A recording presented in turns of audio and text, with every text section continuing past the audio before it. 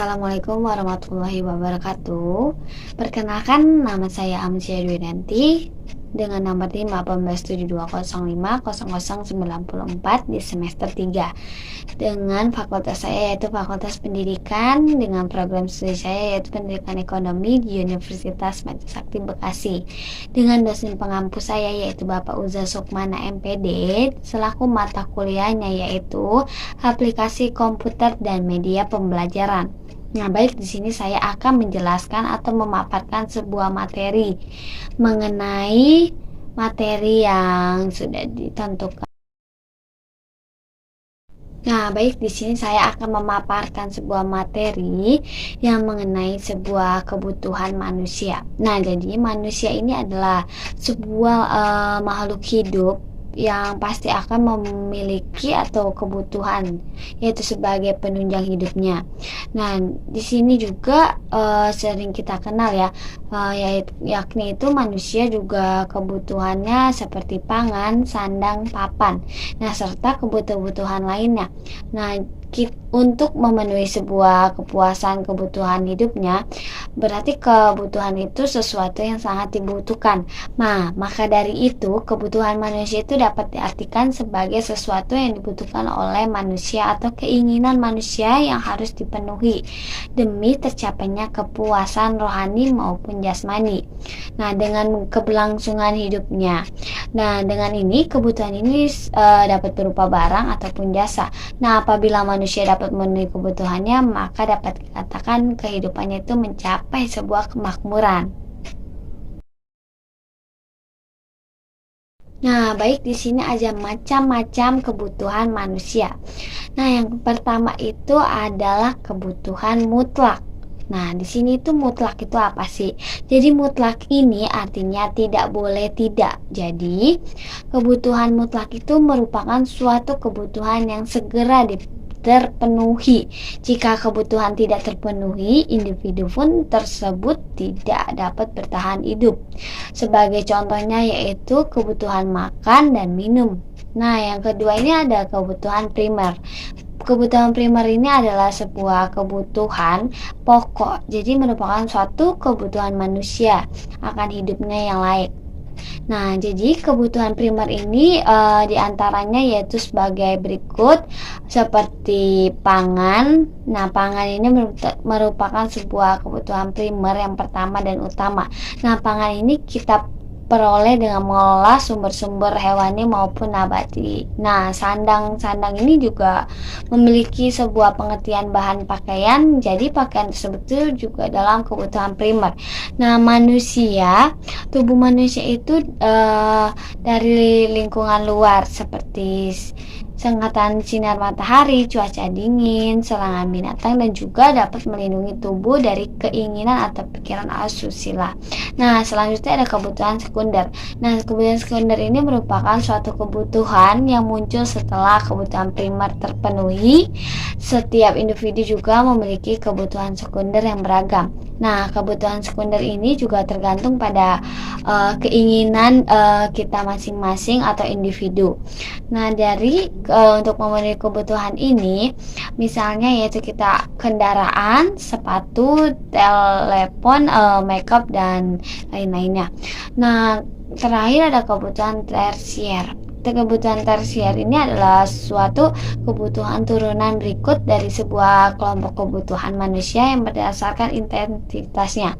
Nah, kebutuhan ini yaitu muncul biasanya kebutuhan tersier ini lebih cenderung pada pemuasan kebutuhan akan barang mewah yang menjadi bagian dari hiburan. Ya, yang termasuknya itu kebutuhan tersier adalah membeli sebuah rumah mewah, mobil sport, baju bermerek, atau liburan ke luar negeri. Itu sebuah contohnya. Nah, baik, di sini juga ada kebutuhan manusia yang berdasarkan waktu keperluannya. Nah, waktu keperluan ini ada kebutuhan mendesak. Nah, dalam kebutuhan mendesak ini kita bisa jadi bukan merupakan kebutuhan yang sudah direncanakan sebelumnya. Jadi kebutuhan ini bisa sewaktu-waktu muncul bersifat kritis, genting atau darurat, atau urgent ya. Jadi cenderung ini memaksakan untuk segera dipenuhi agar bisa berkaitan dengan nyawa individu. Jika kebutuhan ini tidak dipenuhi, sebagai contoh pemenuhan kebutuhan plasma darah untuk orang yang terinfeksi virus COVID-19. Nah, yaitu ada lagi kebutuhan sekarang. Maksudnya itu adalah hampir sama dengan kebutuhan mendesak, tapi ada hal yang berbeda. Nah, itu akibatnya kebutuhan yang sekarang itu merupakan kebutuhan yang harus dipenuhi saat ini dan tidak dapat ditunda-tunda lagi. Nah, contohnya itu membawa orang berobat ke dokter, memberi bantuan kepada korban bencana alam sebelum mereka merasakan sebuah kelaparan. Nah, terus ada kebutuhan yang akan datang. Nah, kebutuhan yang akan datang ini adalah berdasarkan waktu keperluannya. Jenis ini juga merupakan paling toleran karena kebutuhan ini boleh dipenuhi di kemudian hari atau dapat ditunda. Jadi sifatnya ini tidak mendesak, namun ada baiknya dipersiapkan dari hari-hari jauh. Nah, sebagai contoh seperti kita asuransi dan investasi. Ini ada kebutuhan manusia berdasarkan sifatnya. Nah, ada juga kebutuhan jasmani. Jadi kebutuhan jasmani ini bahwa namanya jasmani itu sudah berkaitan dengan raga dan tubuh kita. Nah, kebutuhan jasmani ini merupakan suatu kebutuhan yang sangat diperlukan oleh tubuh agar memenuhi kepuasan raga. Nah, contohnya itu kita berolahraga, beristirahat, berpakaian, dan lain-lain. Nah, yang kedua ada kebutuhan rohani. Nah, kebutuhan rohani ini adalah sebuah pendamping di jasmani. Nah, maka ada pula kebutuhan rohani. Nah, kebutuhan rohani ini merupakan suatu kebutuhan yang sangat diperlukan oleh batin dan jiwa. Jadi pengaruh ini jika kepenuhan dipenuhi, manusia bisa mendapatkan kebahagiaan. Contohnya adalah seperti kita ibadah, hiburan, atau berkumpul berteman-teman dan kita liburan. Di sini ada kebutuhan manusia berdasarkan subjeknya. Nah, kebutuhan manusia berdasarkan subjeknya ini adalah ada kebutuhan individu. Nah, dari individu ini kita bisa didefinisikan sudah jelas ya. Jadi berarti itu merupakan kebutuhan yang diperlukan oleh setiap orang atau individu. Nah, mengapa disebut dengan individu? Karena setiap individu itu lahir beragam dan memiliki kebutuhan masing-masing. Nah, yang kedua ada kebutuhan kolektif. Kebutuhan kolektif ini adalah suatu kebutuhan yang pemanfaatannya untuk kepentingan orang banyak. Sebagai contoh, kita membangun jembatan, membangun waduk, renovasi jalan. Baik, di sini ada kebutuhan menurut sosio budaya dan kata sosio ini berkaitan dengan sebuah sosial atau lingkungan sosial masyarakat. Nah, sedangkan budaya sesuatu yang sudah berasal dari tradisi masyarakat setempat. Nah, jadi tentunya itu mencakup sebuah aspek-aspek psikologis. Maka kebutuhan tersebut dapat dibagi lagi menjadi yang pertama ada kebutuhan sosial. Nah, kebutuhan sosial ini merupakan suatu kebutuhan yang muncul karena kedudukan seseorang individu dalam masyarakat. Nah, sehingga individu ini harus mampu menyelenggarakan berbagai upaya agar dipandang layak. Nah, contohnya tuh sumbangan sosial, kendaraan bermotor, dan lain-lain. Nah, yang kedua ada kebutuhan psikologis. Kebutuhan psikologis ini adalah sebuah kebutuhan yang berkaitan dengan rohani dan kondisi batin dari seseorang. Nah, contohnya ini kebutuhan yang diterima oleh orang lain, kebutuhan yang dicintai, kebutuhan akan kebebasan dan rasa aman. Nah, baik, di sini ada alat pemuas kebutuhan manusia. Jadi alat pemuas kebutuhan manusia ini adalah segala sesuatu yang bersifat memenuhi kebutuhan manusia. Alat tersebut ini juga bisa berupa barang atau jasa. Nah, jika alat pemuas ini kebutuhan yang berbentuk barang atau benda, tentunya merupakan sebuah jenis alat pemuasan kebutuhan yang dapat dilihat, disentuh, dan memiliki berat dan massa. Nah, yang pertama ini ada barang. Nah, barang ini merupakan yang berwujud atau jasad.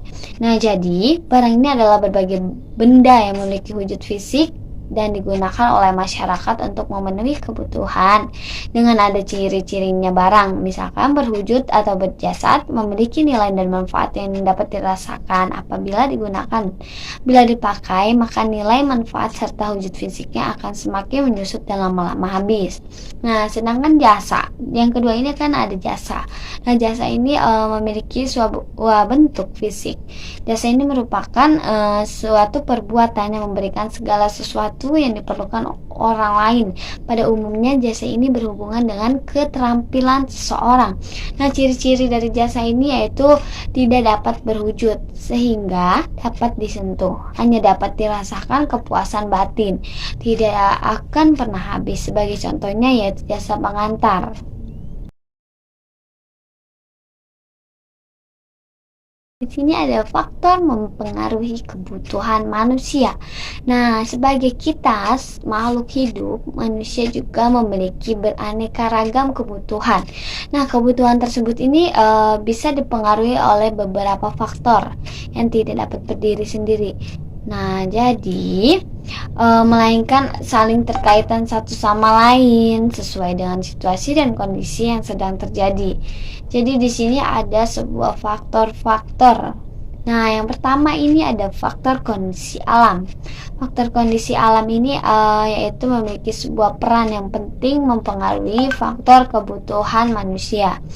Nah, terus kondisi alam ini berkaitan dengan kebutuhan yang harus dipenuhi oleh manusia.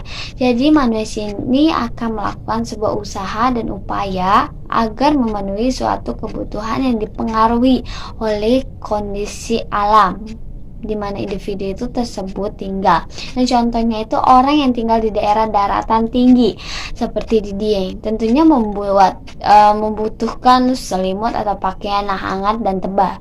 Nah, yang kedua ada faktor kepercayaan agama yang dianut. Jadi dalam suatu ajaran agama ini, kepercayaan yang dianut adalah seseorang yang memiliki suatu kebutuhan yang berbeda antar satu dengan yang lainnya. Nah, contohnya itu umat muslim atau tidak mengkonsumsi segala makanan yang haram, seperti kita memakan yang mengandung yang haram.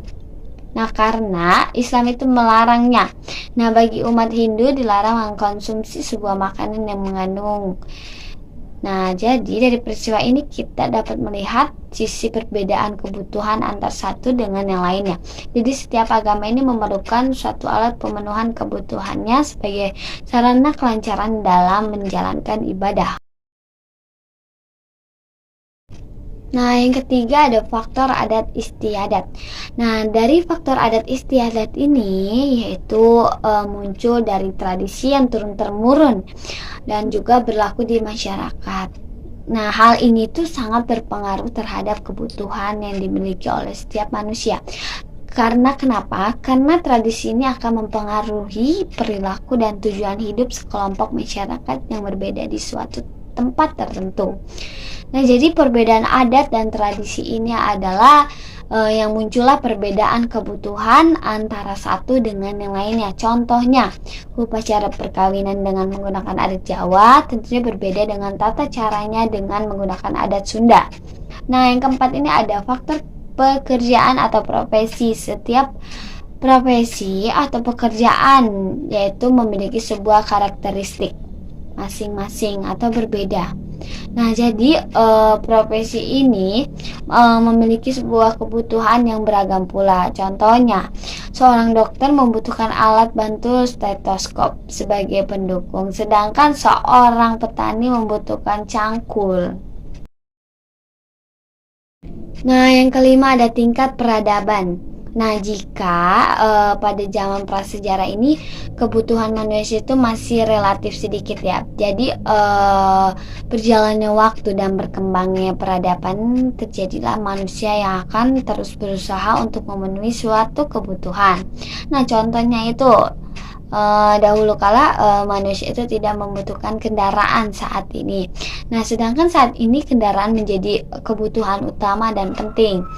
Nah, karena dapat mengefisiensikan waktu yang dimiliki agar aktivitas menjadi lebih ringan dan dapat cepat sampai tujuan. Nah, yang keenam ada faktor penghasilan. Nah, faktor penghasilan ini adalah setiap orang yang bekerja pasti memiliki sebuah penghasilan. Meski besar kecilnya penghasilan itu tidak sama. Karena jenis pekerjaan dan jabatan seseorang itu menentukan besar kecilnya penghasilan seseorang. Jadi faktor besar kecilnya penghasilan ini dimiliki oleh seseorang karena sangat berpengaruh terhadap kebutuhan masing-masing. Contohnya, orang yang dengan penghasilan pas-pasan itu tentu lebih fokus untuk memenuhi kebutuhan pokoknya saja. Nah, selanjutnya ada faktor umur. Jadi, dalam ini juga ada faktor umur. Kenapa? Karena pertumbuhan manusia itu dimulai dari kelahiran bayi, anak-anak, remaja, dan dewasa, hingga orang tua. Jadi, faktor usia ini sangat berpengaruh terhadap kebutuhan hidup. Kebutuhan ini juga mengikuti sebuah pertumbuhan usia seseorang. Nah, contohnya seperti kebutuhan seseorang bayi berbeda dengan orang dewasa, karena kebutuhan anak-anak juga berbeda dari kebutuhan orang tua. Nah, ada juga faktor tingkat kepuasan. Nah, faktor tingkat kepuasan ini yaitu manusia lahir membawa sifat unik.